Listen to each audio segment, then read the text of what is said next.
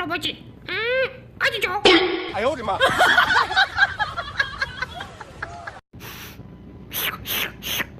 என்னடா இது? நம்ம உடம்பு நக்கனா சப்புன்னு இருக்குது.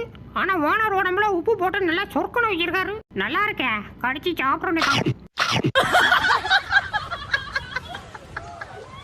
செல்லக்குட்டி, உலகமே நம்மளை எதிர்த்தாலும் நம்ம காதல் தோத்துடும்னு சொன்னாலும் நீ நானும் சண்டடிக்காத வரையும் நம்ம காதல் தோக்காது என் செல்லமே. மனிதர் உணர்ந்து கொள்ள இது மனித காதல் அல்ல, அதையும் தாண்டி புனிதமானது.